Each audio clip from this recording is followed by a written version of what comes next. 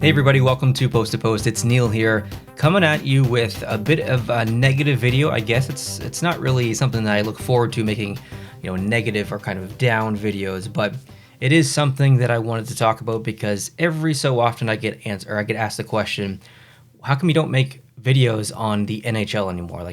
And by that question they mean, what suspensions, standings, things that happen on a day-to-day basis, predictions, all that stuff.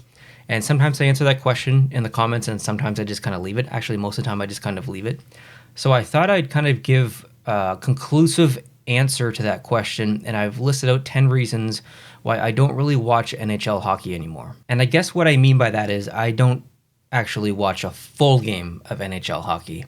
The last full NHL hockey game that I watched was likely June of last year. So this season that's ongoing, I have not watched a single full game, and there's definitely reasons behind that, which we'll talk about. And I just want you to know, this is completely me. Viewership of the NHL is down in general, and everyone's going to have all their different reasons, but these reasons are completely specific to me. You might share some of them, but I can guarantee you at least one or two of these is very, very specific just to me. So everyone's in a different situation, and I'm not necessarily happy about this. I wish that I, was as into NHL hockey as I used to be. I'm just simply not. So let's get into these 10 reasons.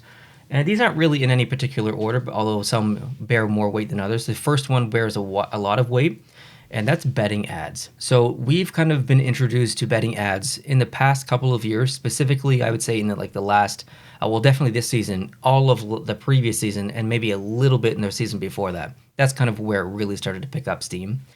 And it's kind of on two fronts for me. Front number one is, as a viewer, when I watch these games and stuff, every third ad is a betting ad, whether it's during the intermission, or it's a thing that pops up on the screen, or it's this power play is brought to you by Bet99 or whatever. It's overwhelming. And the second part of it is, as a creator, I often get companies emailing me wanting to sponsor my videos. As you guys know, I do not do a lot of sponsored videos. I can name on one hand, I can say the amount of companies that I have partnered with and made videos for from a sponsorship perspective since the beginning of 2017 when I started videos on YouTube. That's how many, okay? I do not partner with companies that I, number one, don't believe in or don't use their product. And there is not a week goes by where I do not get an email from some sports betting company asking to partner with me or to sponsor my video and stuff. And listen, my channel doesn't make barely any money, and I lost most of my Patreon subscribers or contributors because I stopped giving away jerseys and stuff. It was just costing me way too much money. So I do not make barely any money making these videos on YouTube. So yeah, a little extra income would definitely help from these betting companies wanting me to promote their apps and their websites and stuff, but I can't promote something that I don't use. And I'm not saying that you shouldn't bet. You should do whatever you want. I'm not saying what you should or shouldn't do. It's just not for me personally. I don't get enjoyment from it. And if you have fun doing it, by all means, have fun. That's one of those personal things to me. I'm just overwhelmed by it, and it's exhausting. Okay, reason number two, digital ad boards. Now, I've made a standalone video on this, and I know there's lots of heavy-handed opinions on this, and mine is a heavy-handed opinion, but the reason that I don't like digital ad boards isn't because they exist, it's because they're not executed properly. And what I mean by that is they actually kind of give me headaches, and it has to do with the frame rate. So whenever a camera pans inside of an NHL arena on TV, you're watching that at a minimum of 24 frames per second, or it's more likely at about 29 or 30 frames per second, and it has a very natural kind of motion blur to it. But the frame rate on the actual digital ad boards is more so like 60 or 120 or something. So you're not getting the same level of blur. So it's very difficult for your eyes to kind of see when obviously you can see, but it's just difficult for your eyes to perceive, the pan smoothly. And I don't know why it gives me a headache, but it definitely does. I don't even care that, it's a little bit funny when it doesn't work and it's like the ads covering half of a body and stuff or whatever. That's funny, but that's not why I don't like them. It's just a little funny thing. It's the frame rate issue for me that bothers me. Number three, blackouts and cost to watch. This one is definitely a big one for me. I live in New Brunswick in Atlantic Canada, and my home team is technically the Montreal Canadiens, which is my favorite team, which is why I'm wearing this today. Now, if I want to watch a Canadiens game, if I'm signed up to the NHL package or the Sportsnet package or whoever has it, it was Rogers before, now it's Sportsnet Plus or whatever, I can't watch my favorite team's games because I'm in the home region. So those games are blacked out to me. But I've even been in the situation where I can't watch like Calgary games because I'm in somehow in the home region. And there's other teams around the NHL as well. Like I just won't be able to see certain games because they're blacked out. I'm paying for a service. I'm paying, like the cost of that service is over $200. I think it's like $249 now or something crazy like that, Canadian. And it's just, if I'm paying that much money to watch hockey, show me all the games. Get rid of this blackout stuff. And this goes back to 2012, 2013, around there, when Rogers took over and they signed that big contract and they're like, there's going to be no more blackouts. And they made all these promises and nothing has changed. There is continually blackouts for every single team on different networks and stuff, and it's just ridiculous. That's definitely one of the reasons, because I can't watch my favorite team play hockey when I'm paying for the service to watch all of the NHL games. To me, it's unacceptable. Number 4, this one's kind of funny.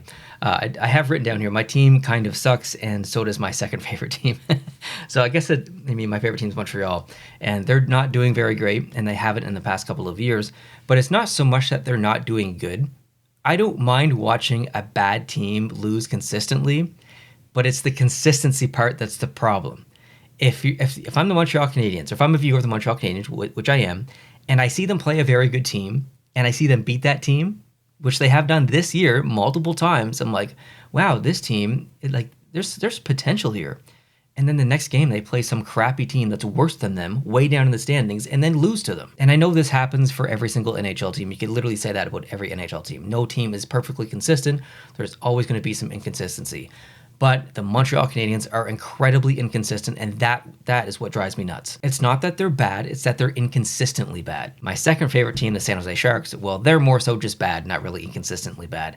But it's not fun for me as a viewer to watch my team lose against bad teams and win against good teams. Like, it shouldn't be like that. You should lose against the good teams and win against the bad teams. But anyways, either way, both my teams suck this year. Number 5, this isn't super heavy-handed, but it is definitely a reason. Inconsistent officiating, and I would say especially in the playoffs. Now, this isn't specific to this year or last year or the year before. This is an ongoing issue in the NHL since the NHL began, basically, or since I started watching NHL in the late 80s and early 90s. We are never going to get perfect officiating. But with that said, I think it's getting worse, and especially in the playoffs. And I'm not just talking about penalties being called or not being called. I'm talking about goaltender interference. Like, there seems to be a very inconsistent path there. But going back to penalties being called or not being called, in the playoffs specifically, you will be watching one game, and I know you're watching multiple games because we all do. We're always, flicking back and forth, especially in the first round. You'll be watching one game, and everything is called. And then you flick to another game, and nothing's being called. And it gets worse than that, because sometimes in the first period, lots of stuff gets called, and then in the third period, nothing gets called. So there's severe inconsistency within reffing in the NHL, and it drives me nuts. But it's always been there.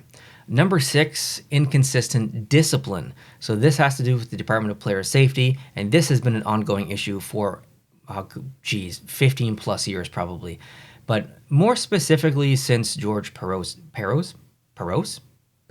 took over, I think that things have gotten worse as far as sentences being handed out, or fines or whatever.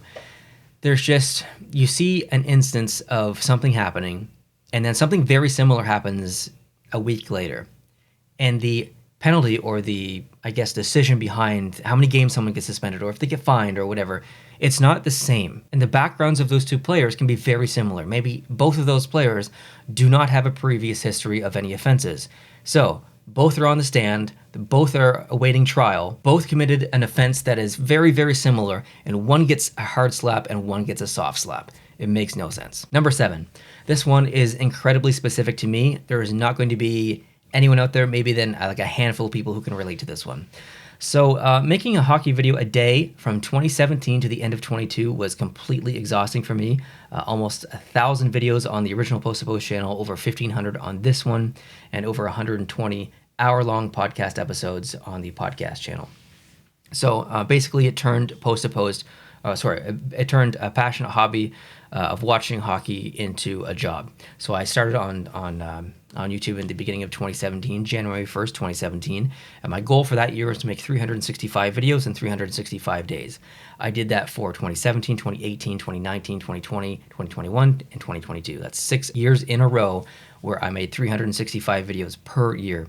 Last year in 2023, I was absolutely exhausted, and I also watched less NHL hockey. So I really walked back on my, I guess, creative videos here on YouTube. And of course, I've done that so far this year as well.